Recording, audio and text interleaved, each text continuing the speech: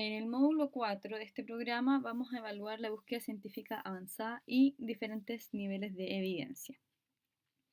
Solo para repasar y para recordarles, este es un programa de innovación curricular en Chile, nace la importancia de la formación de estudiantes en la PEB y el año 2017 se formaliza la formación transversal y obviamente en 2018 tenemos un programa transversal y ya unificado para ambas carreras y consta de 8 módulos distribuidos en la malla curricular, tanto para enfermería, donde ustedes ya se encuentran en este módulo, ¿cierto? Con enfermería clínica 2 y luego ya el próximo año pasan al módulo 5 o 6 y continúan con este programa. Lo mismo que para obstetricia, el cual se encuentra en este módulo, segundo semestre, segundo año, módulo 4 con enfermería clínica 2.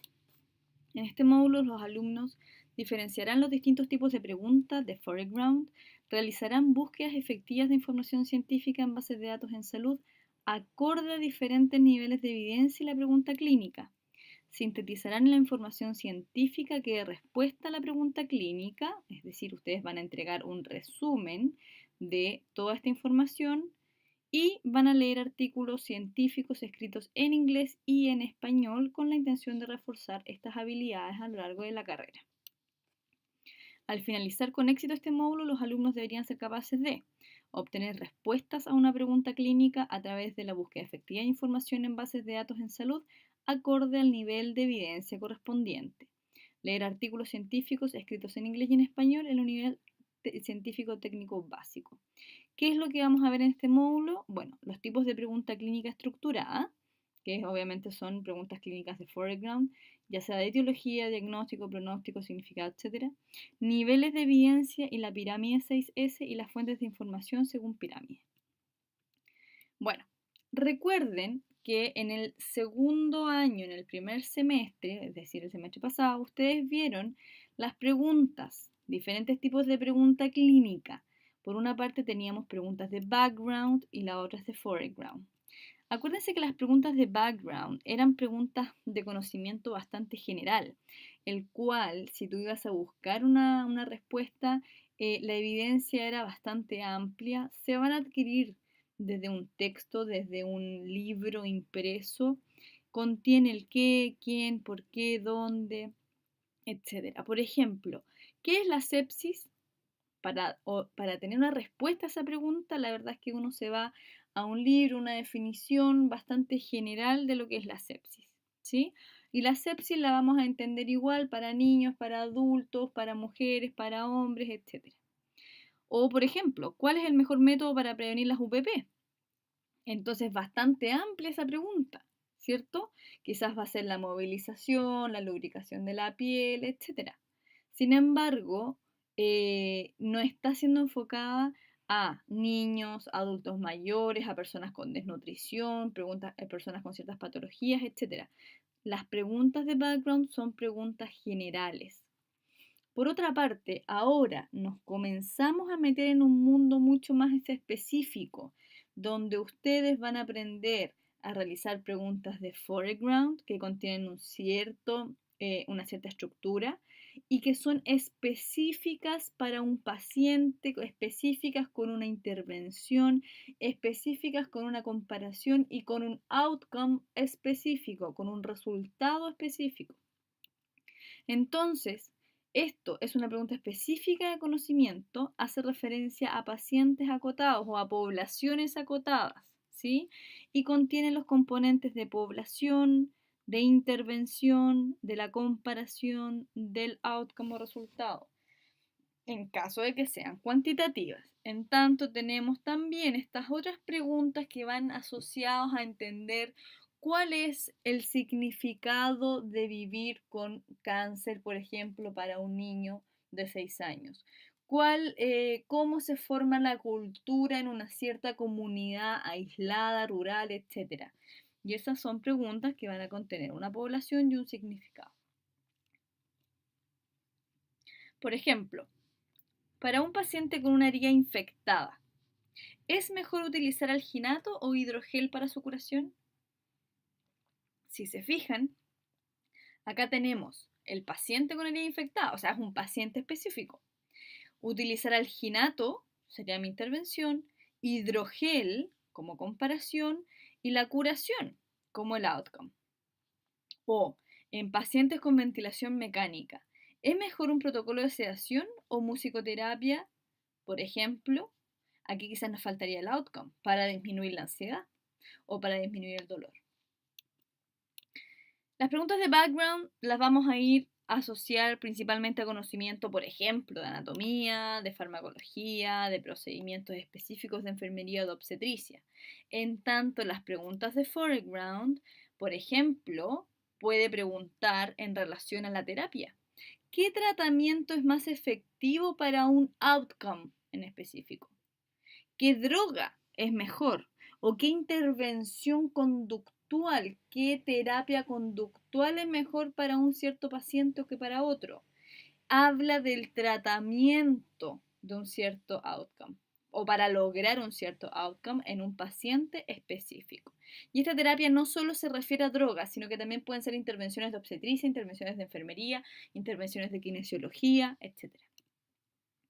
Otra pregunta es una pregunta de diagnóstico, de tipo diagnóstico, que obviamente va enfocado a querer conocer el diagnóstico de un paciente según características específicas del mismo, según sintomatología específica del mismo, ¿sí?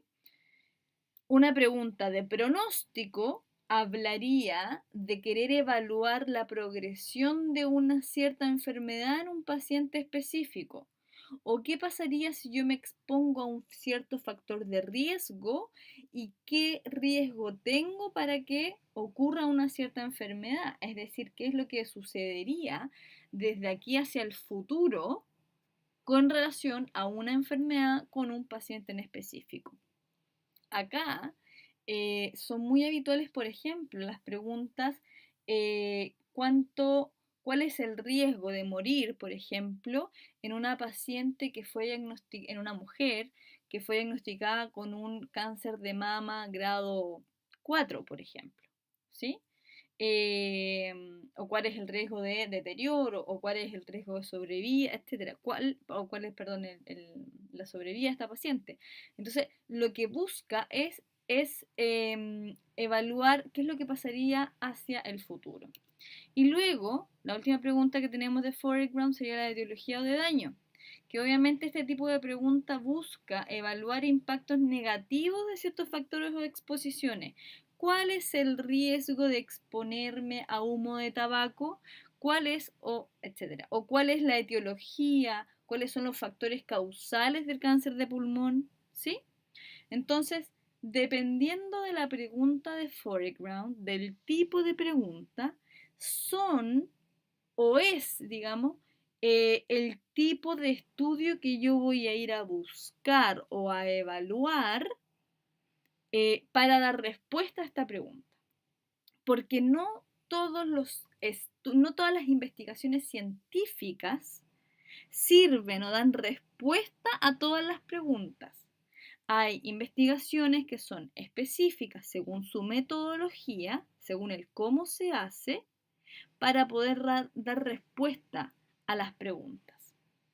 Entonces, tenemos esta imagen que es muy interesante porque nos muestra el tipo de estudio y qué pregunta de foreground respondería con este tipo de estudio, ¿sí? Cuando ustedes se vayan a meter a buscar en las distintas bases de datos, etc., lo más probable es que les aparezcan nombres como metaanálisis, revisión sistemática, estudios de cohorte, etc.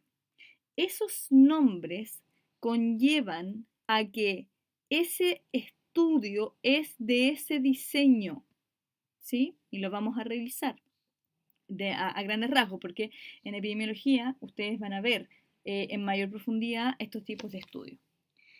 Si se fijan, esto ya parte de una pirámide, ¿por qué?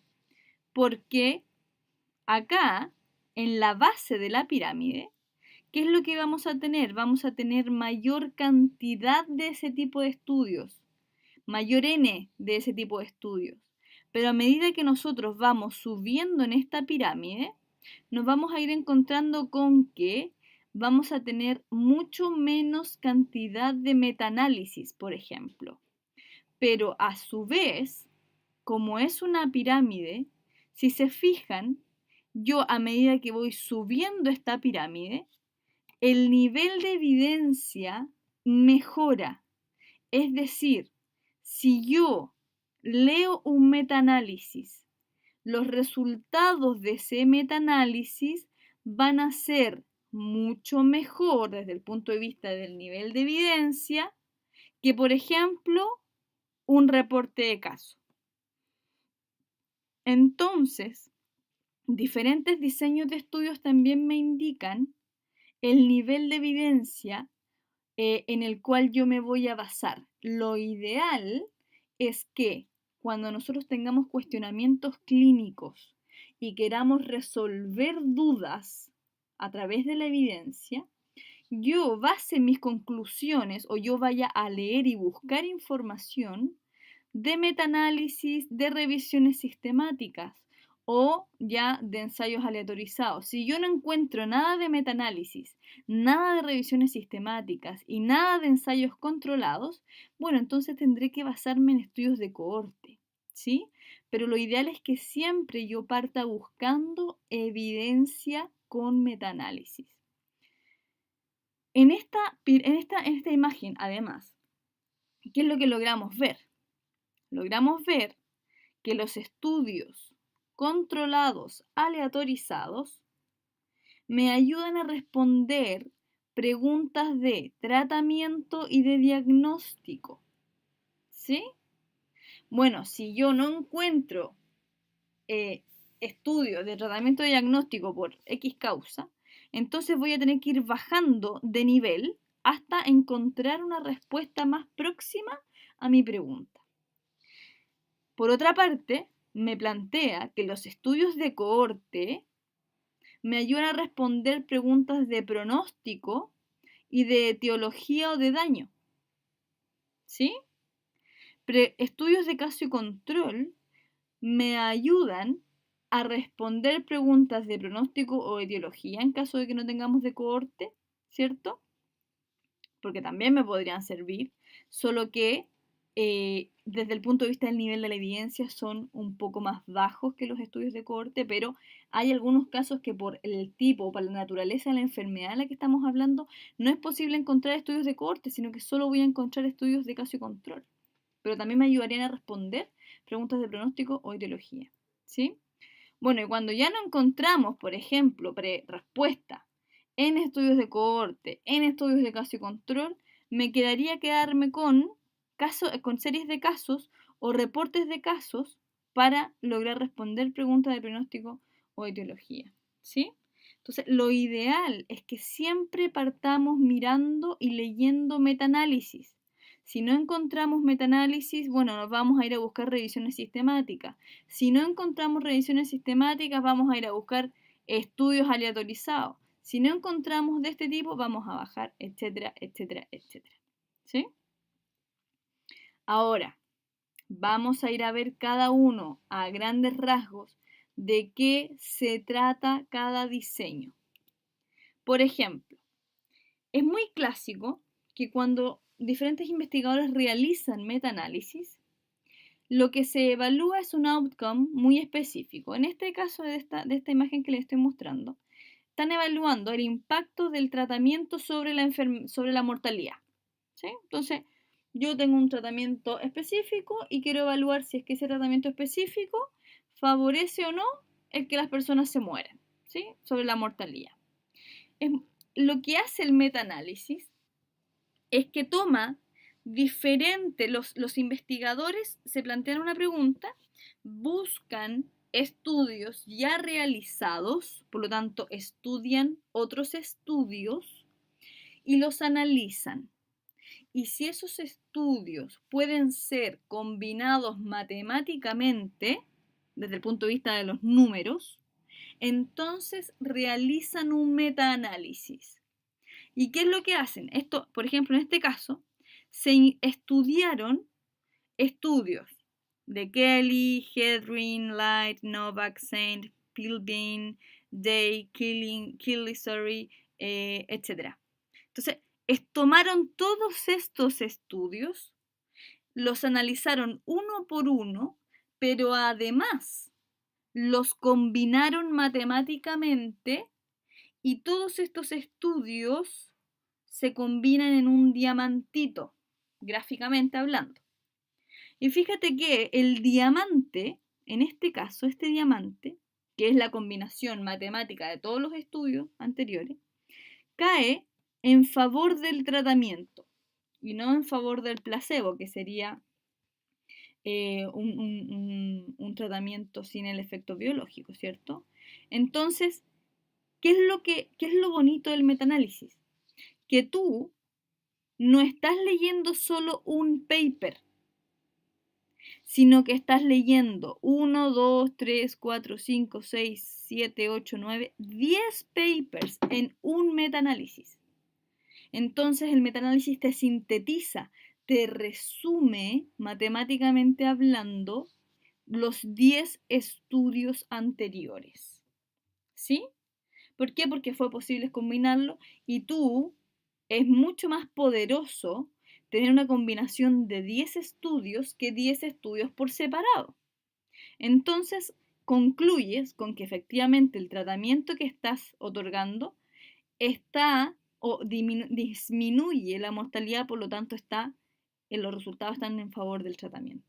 ¿Sí? ¿Cuál es la diferencia con una revisión sistemática?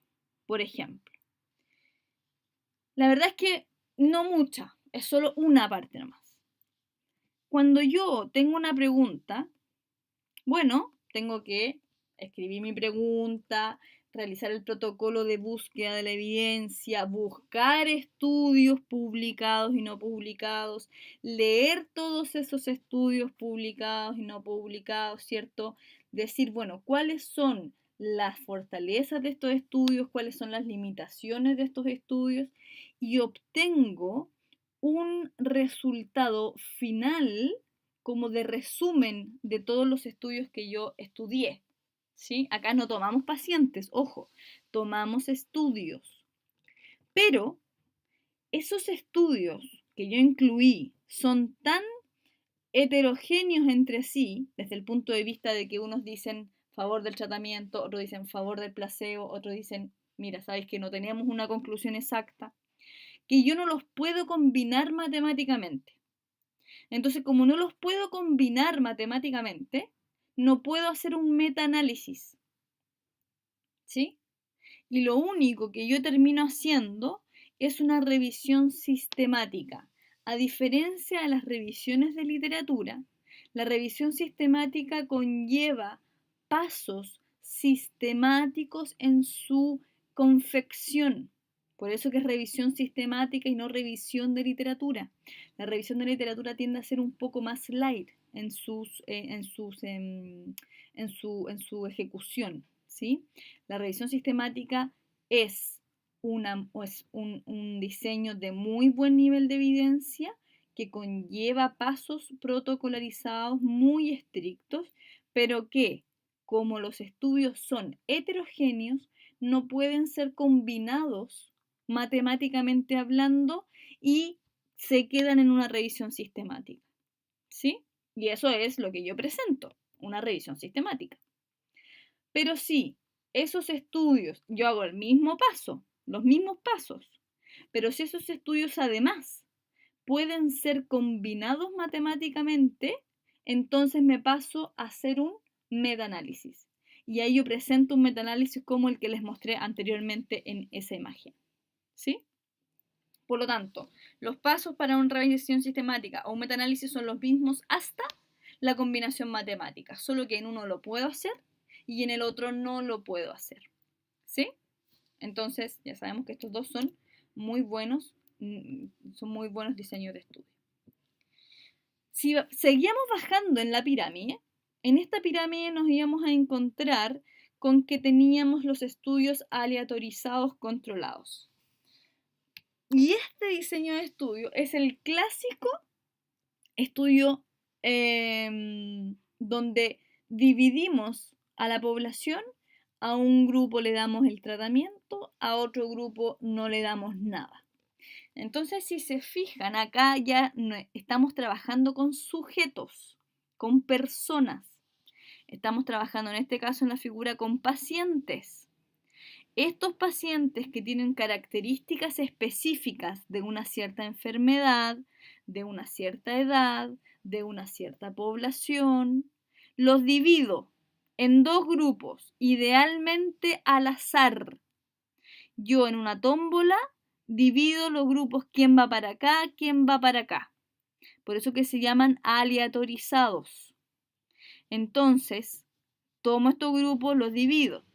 A este grupo le voy a dar el tratamiento, que puede ser una intervención cualquiera, una intervención para cambiar la dieta, una droga específica, puede ser un tratamiento de ejercicio con un esquema de ejercicio específico, etc., para bajar la obesidad. Bueno, y a este otro grupo no le doy nada o le doy el mejor cuidado posible disponible hasta la fecha, ¿sí? ¿Por qué? Porque se va a llamar el grupo control, porque yo para poder comparar si es que efectivamente la intervención fue efectiva, tengo que tener un grupo de comparación con algo. Y lo sigo en el tiempo dependiendo de lo que yo esté evaluando, ¿cierto? Va a ser el tiempo que lo siga. Y voy a evaluar cuántos sujetos en el grupo tratamiento bajaron de peso, cuántos sujetos en el grupo control bajaron de peso. Si mi tratamiento o mi intervención fue efectiva, yo esperaría que en el grupo tratamiento tuviera personas que bajaron más de peso, ¿cierto? En comparación al grupo control. Bueno, y ahí yo tengo que comparar esos resultados al final del tiempo, ¿sí? Este es el esquema más clásico de grupos paralelos de un estudio aleatorizado controlado, ¿sí? Dada esta aleatorización aquí para dividir los grupos, para dividir las personas en los distintos grupos, le otorga una potencia importante a estos estudios clínicos y la verdad es que son de bastante buen nivel, si es que son bien hechos, obviamente, ¿sí? Porque me entrega resultados potentes, más entre comillas, más limpios. Pasemos a más abajito en la pirámide. Nos encontramos con los diseños de cohorte. Una cohorte se define como un grupo de personas. Entonces, por ejemplo, ustedes son la cohorte 2017, ¿sí? El grupo de estudiantes cohorte 2017, cohorte 2018, porque son un grupo de personas. Los diseños de cohorte, a diferencia de los diseños de los estudios controlados aleatorizados, en los estudios aleatorizados controlados lo que yo hago, yo investigador, digo y manipulo la intervención. Yo digo qué cosa va a recibir el grupo tratamiento.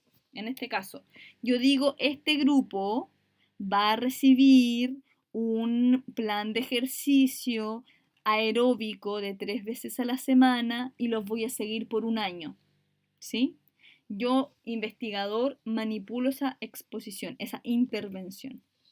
En tanto, existen ciertas intervenciones o exposiciones que yo no puedo manejar. Por ejemplo, ¿puedo yo exponer a un grupo de personas al humo del tabaco y evaluar el desarrollo de cáncer de pulmón a futuro? No, porque éticamente yo ya sé que el tabaco produce cáncer de pulmón y otras cosas. Por lo tanto, no puedo yo hacer ni sustentar de ninguna manera el que tenga que realizar un ensayo clínico o un ensayo controlado autorizado para evaluar la exposición a humo de tabaco y el desarrollo de cáncer de pulmón. Como no puedo manipular la intervención, entonces ya no puedo hacer un estudio controlado autorizado. En muchos casos, los pacientes o personas están naturalmente expuestas a humo de tabaco porque ellas mismas deciden fumar.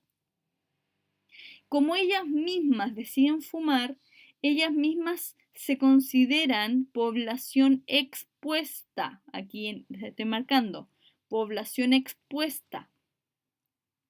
Y quiero evaluar si es que esta población naturalmente expuesta al humo del tabaco desarrolla cáncer de pulmón en comparación a los que no se exponen. Entonces, ¿qué es lo que yo hago?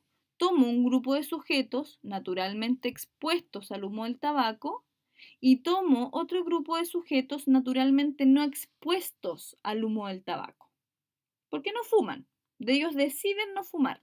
No es que yo les diga, ustedes no fuman. ¿Sí? Los sigo en el tiempo a ambos grupos, tanto los expuestos como los no expuestos, y evalúo al final de 10 años, por ejemplo, evalúo si es que estos sujetos expuestos, cuántos de ellos desarrollaron la enfermedad, en este caso cáncer de pulmón, y cuántos de ellos no desarrollaron la enfermedad. Por otra parte, en el grupo no expuesto, evalúo cuántos de ellos desarrollaron la enfermedad y cuántos de ellos no desarrollaron la enfermedad. ¿Sí? Entonces, con ello, yo voy comparando naturalmente. Este tipo de estudio se considera un estudio observacional. ¿Por qué? Porque yo solo observo la población, veo quiénes naturalmente están expuestos y no expuestos y los sigo en el tiempo. Y quienes naturalmente desarrollan la enfermedad y quienes no. ¿Sí? Y este es un estudio de cohorte. El investigador acá no interviene, sino que solo observa qué es lo que pasa en la población. De manera similar está este tipo de estudio que se llama caso y control. A diferencia del cohorte, fíjense que en el cohorte yo parto definiendo quiénes están expuestos y quiénes no están expuestos y los sigo a lo largo del tiempo para ver quién desarrolla la enfermedad. A diferencia del caso y control, yo en el caso y control parto con sujetos que están enfermos y con sujetos que no están enfermos. Ese es mi punto de partida. Entonces yo tomo sujetos con cáncer de pulmón y acá tomo sujetos sanos, sin cáncer de pulmón. ¿Sí? Y les pregunto a ambos grupos, tanto a los casos como a los controles, les pregunto a ambos grupos si es que ustedes alguna vez fumaron en su vida. Entonces, a los que tienen el cáncer de pulmón, les digo, ¿usted fumó alguna vez en su vida? Y si el sujeto me dice que sí, entonces lo considero que estuvo expuesto. Y si el sujeto me dice que no, entonces lo considero como que no estuvo expuesto. Lo mismo en el grupo de los controles o en los sujetos que no tienen cáncer de pulmón. Les pregunto, oiga, ¿usted alguna vez fumó en su vida? Y los que me digan que sí, los voy a considerar que estuvieron expuestos. Y los que me digan que no, los considero que no estuvieron expuestos. ¿Qué es lo que hago? Comparo las proporciones de expuestos y no expuestos entre ambos grupos y veo si es que existe alguna asociación entre tener el cáncer de pulmón y haber estado expuesto. ¿Sí? Esa es la gran diferencia entre el cohorte y el caso y control. Es cómo yo parto definiendo a quienes voy a estudiar. Si avanzamos más hacia abajo en la pirámide, nos vamos a encontrar con los reportes de casos o las series de casos. Y la verdad es que desde el punto de vista del nivel de evidencia son bastante bajos. ¿Por qué? Porque lo único que hace este tipo de estudio como reporte de caso, es describir, como lo plantea aquí el New England Journal of Medicine, describir solo 1, 2 o 3 casos, como máximo 10, de una patología en específica, de una paciente en específico, con una sintomatología en específico, etc. Pero no realiza una observación sistemática de más casos en el mundo. Por ejemplo, yo no podría realizar un ensayo clínico o un estudio de cohorte a sujetos sobrevivientes de rabia humana. ¿Por qué? Porque en el mundo solo han sobrevivido 7 u 8 casos de sujetos con rabia humana. Están bajo el N el número de sujetos que la verdad no alcanza para realizar un estudio de caso y control.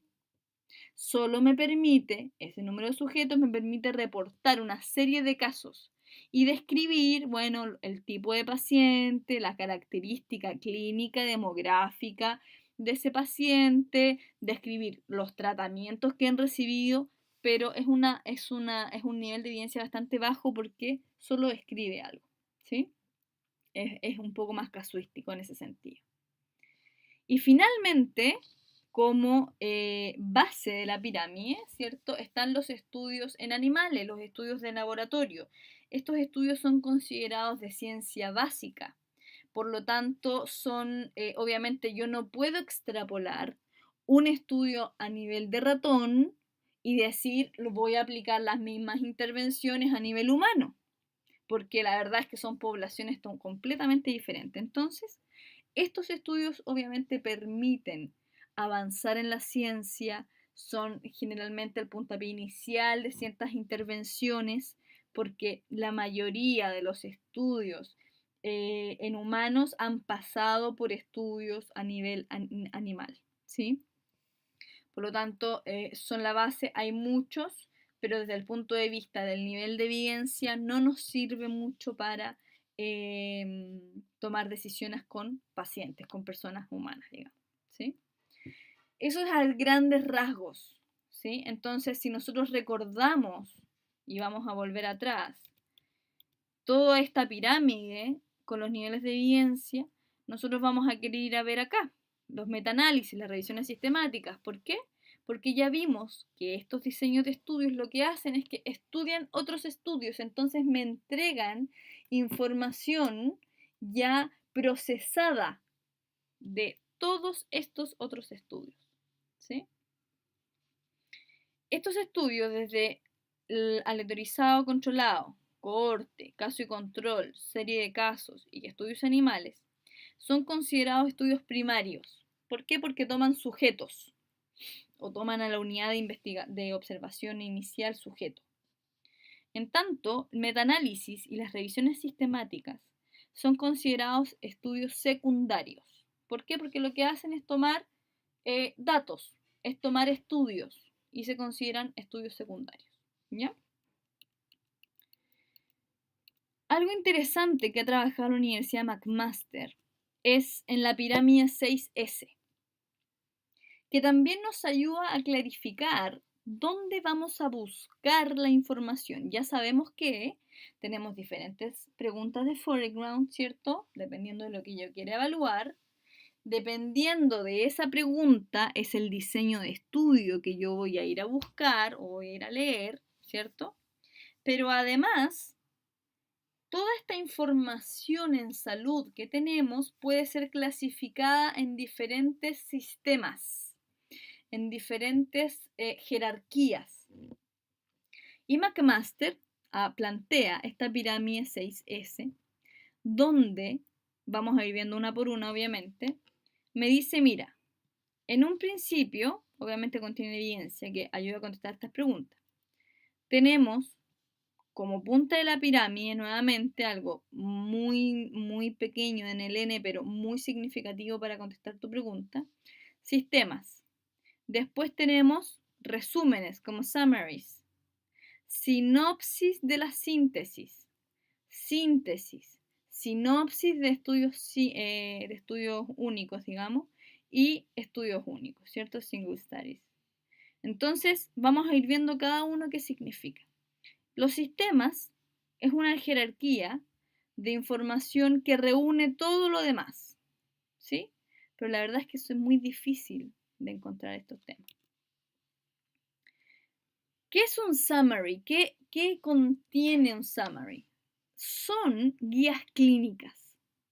Principalmente las guías clínicas son consideradas resúmenes de evidencia que integran información basada en la evidencia, obviamente, acerca de problemas clínicos específicos. ¿Sí?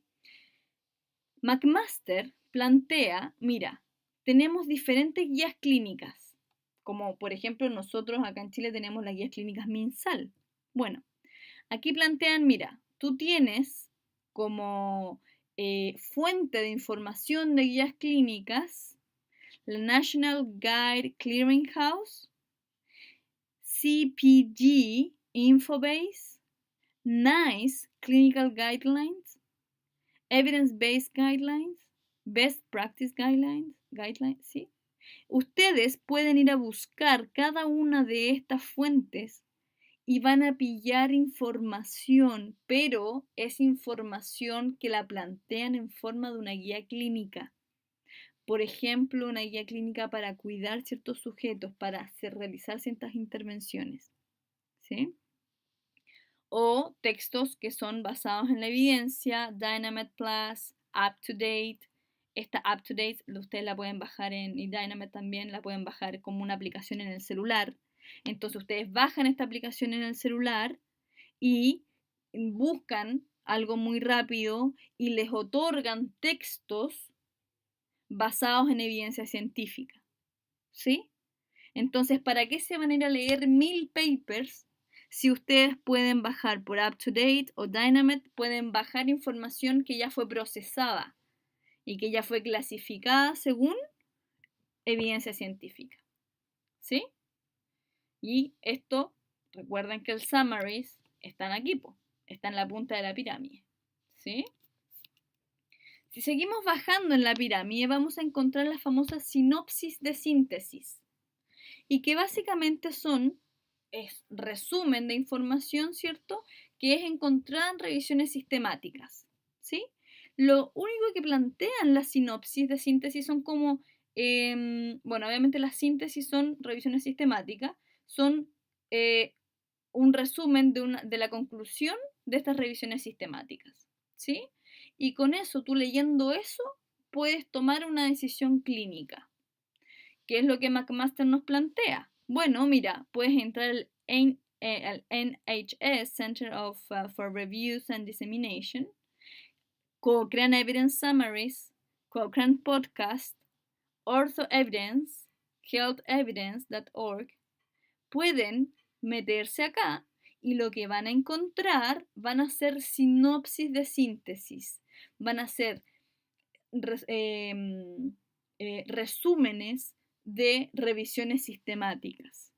No se van a tener que leer el paper completo, sino que solo se leen un resumen pequeño. Y obviamente aparecen los Evidence-Based Abstract Journals, donde ustedes ya pueden meterse, digamos, según diferentes tópicos, a diferentes sinopsis de síntesis. Por ejemplo, Evidence-Based Nursing también es de McMaster y lo que va entregando son resúmenes de la última evidencia que va saliendo en enfermería, ¿sí? O lo mismo que en Obstetrics and Gynecology también, ¿sí? Bajamos nuevamente en la pirámide y nos encontramos con la síntesis. Las síntesis, como ya les había comentado, son básicamente revisiones sistemáticas, ¿sí? Que ya vimos cómo se hacen, ¿cierto? Que es un resumen de toda la evidencia en relación a una pregunta específica, a una pregunta de investigación específica. Y acá ustedes tienen para meterse, digamos, a Cochrane Library, que ya les mostré anteriormente, Cochrane Neonatal Reviews, The Cochrane Collaboration. Ustedes se meten a estas páginas web y lo que van a encontrar son revisiones sistemáticas, pero aquí te tienes que leer el paper completo de la revisión sistemática para lograr tener un resumen final o una conclusión final, ¿sí? Entonces es más trabajo, entre comillas, porque tienes que leer todo el paper. En tanto, si tú te vas a la sinopsis de síntesis, lo que tú tienes son resúmenes de esas revisiones sistemáticas. ¿Sí? Si seguimos bajando en la pirámide, donde nos vamos a encontrar con mayor cantidad de información, tenemos la sinopsis de los estudios individuales. Y esto es básicamente la sinopsis, ya sabemos que es un resumen de los estudios individuales, son resúmenes de estudios individuales que son de muy buena calidad. ¿Sí? ¿Son buenos de leer? Absolutamente, pero para lograr tomar una decisión clínica quizás tengan que leer varios sinopsis de estudios individuales. ¿Sí? ¿Dónde encuentran este tipo de sinopsis? Bueno, en todas estas fuentes. Ustedes se pueden meter, por ejemplo, buscar Evidence-Based Mental Health o Evidence-Based Nursing, donde van a ir a encontrar sinopsis de estudios individuales, pero de muy buena calidad. ¿Ya? No se tienen que leer el paper completo, sino que se van a leer un resumen. Sin embargo, ya llegamos a la base de la pirámide y si yo busco en PubMed, si yo busco en EBSCO, me voy a ir a encontrar con estudios individuales, con estudios de cohorte, con estudios de caso y control, etc. Y esos son considerados, obviamente, estudios single studies, estudios individuales, ¿cierto?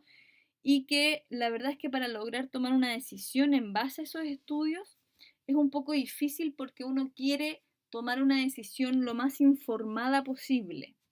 Y el estudio individual te va a otorgar solo una mirada, una parte para tomar una decisión. ¿Sí? Pero si ustedes desean ir a buscar ese tipo de estudios también, bueno, pueden ir a las bases de datos, ¿cierto? Que ya habíamos visto en algún momento, CINAHL, Ovid, PubMed, ProQuest y todas las bases de datos que ustedes deseen van a encontrar estudios individuales, ¿sí? Pero quisiera volver a esta pirámide, ¿cierto? Donde yo ya les comentaba, o sea, estudios individuales hay muchos de cohorte, de caso y control, que ya además dentro de eso contienen una jerarquía. Sin embargo, la pirámide 6S y todas las fuentes que vimos te van ayudando a simplificar esta búsqueda. Entonces te dice, mira, si tú quieres buscar estudios individuales, perfecto, anda a las bases de datos. Pero tenemos otras fuentes que te van a entregar sinopsis de esos estudios individuales, resúmenes de esos estudios individuales. Ya bueno, si tú quisieras leer algo más compacto, ¿cierto? Nos vamos a ir a la síntesis. Y ya sabemos que las síntesis son las revisiones sistemáticas o los metaanálisis también. Y en esta síntesis yo ya no estoy leyendo un solo texto, un estudio individual, sino que estoy leyendo varios estudios que han sido analizados. Bueno, si no tengo tiempo para leerme 3 revisiones sistemáticas, voy a ir a leer la sinopsis de estas revisiones sistemáticas, la sinopsis de síntesis, que son resúmenes de estas revisiones sistemáticas y solo voy a leer, leyendo este resumen, voy a poder tomar una decisión clínica. Y luego me queda las summaries, que obviamente son guías clínicas.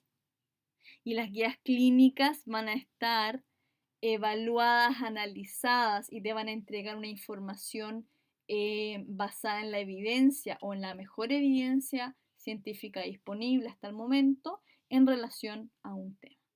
¿Sí? Entonces la verdad es que información hay, información se puede obtener. El tema está en que yo puedo optimizar esa búsqueda o no según lo que yo quiera. ¿Sí? La idea es que se metan, yo les voy a mandar la página web y los links, pero la idea es que se metan a buscar esa información y a decir, bueno, ¿qué es lo que más me acomoda y cómo yo puedo contestar esta pregunta clínica a través de estudios individuales o de revisiones sistemáticas o de guías clínicas? ¿Sí?